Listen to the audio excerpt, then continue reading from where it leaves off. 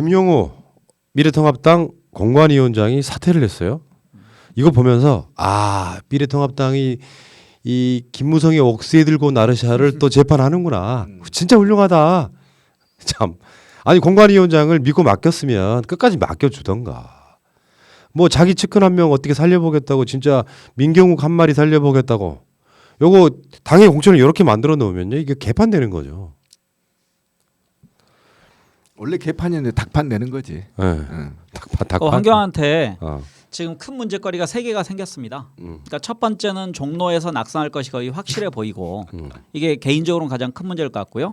두 번째는 김용호라는 사람을 통해서 실은 그 자기 정당 내에 TK를 중심으로 한 본인에게 적대적으로 변할 수 있는 세력들을 차도살인하려고 했는데 그치. 이 사람이 지금 약간 배신해서 자기 사람을 심기 시작해서 김용호계라는 게 등장할 정도까지 말이 나왔었거든요.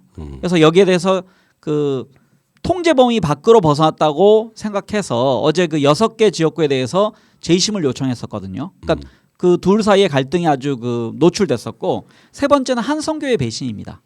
저는 한성교가 위성정당에 가서 대표로 있으면서 황교안의 말을 100% 받아줄 거라 생각했는데 한성교가 공병호 공천관리위원장을 선임하면서 독자적 행보를 갖기 시작했거든요. 그래서 저는 한성교가 뭐 10석 이상 나중에 얻게 되더라도 그 황교안 말을 안 듣고 자기 정치를 할 가능성도 아주 크다고 생각합니다. 그 예 중에 하나가 안철수에게 황교안과 저는 교감 없이 대표 자리까지 줄 수 있다 하면서 통합을 제의했었거든요.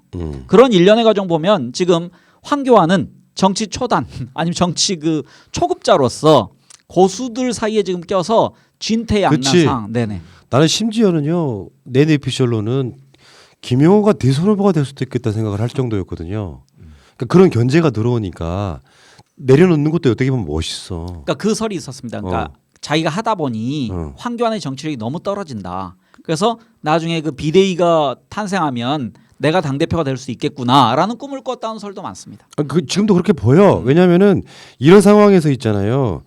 영입된 케이스잖아요. 공관위원장 해달라고 아마 삼고처리해서 데려다 놓으면서 분명히 그랬을 거라고 전권 가지고 하십시오라고 했을 텐데 이게 정치력이라는 건 그런 거거든요. 정치력이란 어떨 때는 내가 필요한 시점에서 말도 해야 되지만요. 어떤 시점에는 참을 땐 참아야 되거든요.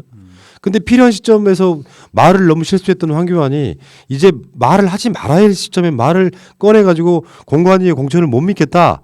다시 봐달라. 이렇게 이야기를 하면 믿고 의지해서 데려온 사람 입장에서는 뭐 저런 새끼가 다 있니 하면서 심정적으로 당장 사퇴해버린다는 건 뭐냐면 네가 하는 말 절대 난 신뢰할 수 없어. 너에 대한 신뢰가 깨졌어. 이러지 마. 그러면서 사이가 벌어지는 거거든요.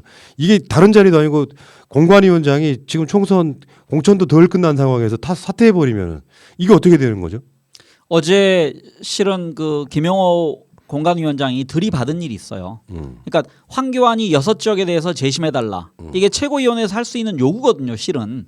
그러니까 최고위원회에서 공천관리, 그러니까 민주당 보면은 공천관리위원회에서 무슨 안을 넘기면 최고위원회에서 의결하면은 공천관리위원회가 그대로 수용합니다. 이 얘기는 이해찬 대표와 원혜영 그 공관위원장이 이끌고 있는 민주당 내에서는 서로 시스템에 맞춰서 잘 원활하게 소통되고 있는 것인데 김용호한테 어제 6개 재심해달라 요구했더니 2개만 받아들여줬거든요. 그 얘기는 뭐냐면은 네 말 내가 무시한다. 그래서 2개는 저는 최소한 6개 중에 4개는 줘야 그 당대표의 명분이 사는데 그렇지. 2개 줌으로써 엿먹어봐라. 우린 네 통제 밖에 있다라는 걸 그냥 언명한 거거든요. 거기서 노정됐었고 오늘은 이제 뭐 그 강남 을인가요 지금?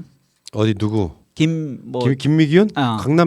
강남병에 대해서 그게 직접적인 원인인 것 같지만 저는 이게 황교안의 정치력에 대한 그 첨예한 공격이라 생각합니다. 김용호가 날릴 수 있는 공격. 근데 저는 전혀 이제 관심이 없는데 사실 보세요. 황교안과 김용호, 김종인이 어떤 정치를 만들어낼 수 있겠어요?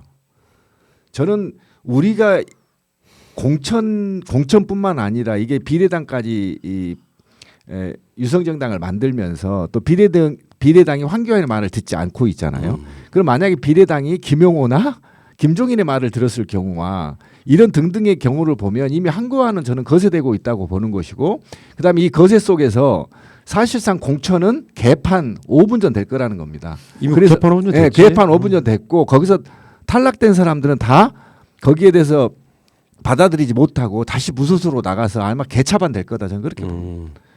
그러니까 지금 이런 상황이 됐어요. 서울에서 자신들이 자신 있게 먹을 지역은 없어.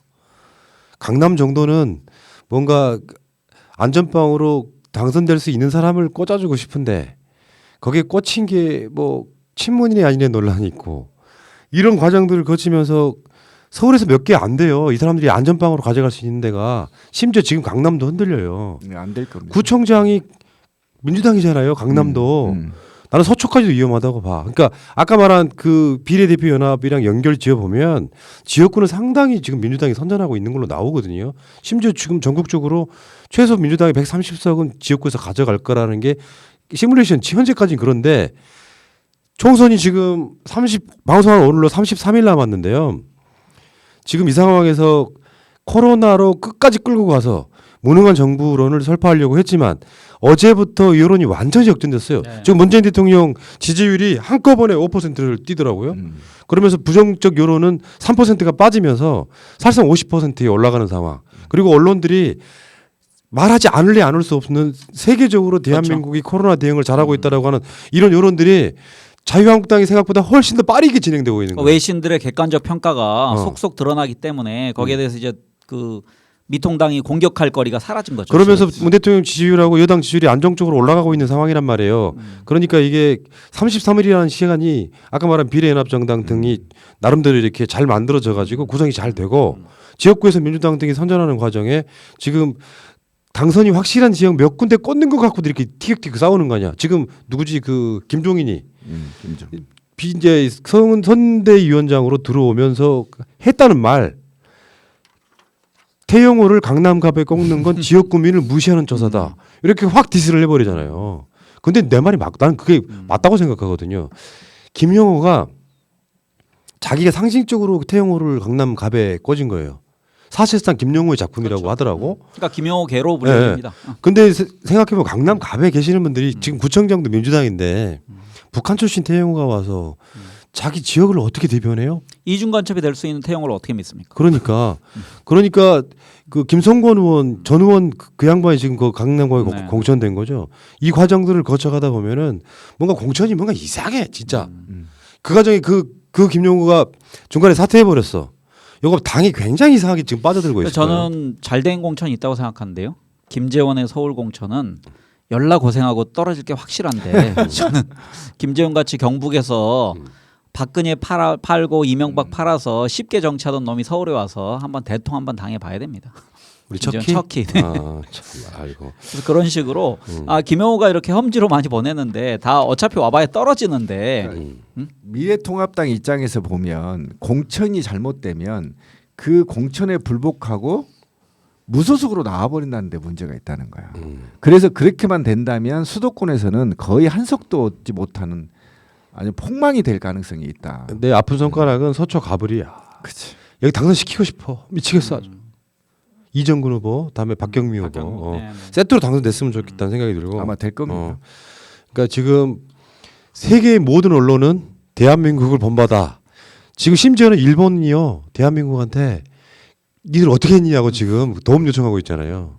오늘 나온 보도에 의하면. 네. 그런 상황이 돼서 이제 코로나19로 문재인 정부 흔드는 건 전에 그랬잖아요. 중국 막아라. 중국 열심히 막았던 이란, 이탈리 어떻게 됐습니까? 다 다음에 그러니까 이제 마스크 무능론. 근데 지금 마스크 무능론은요 정반대로 대한민국이니까 가능한 시스템인 거예요. 네.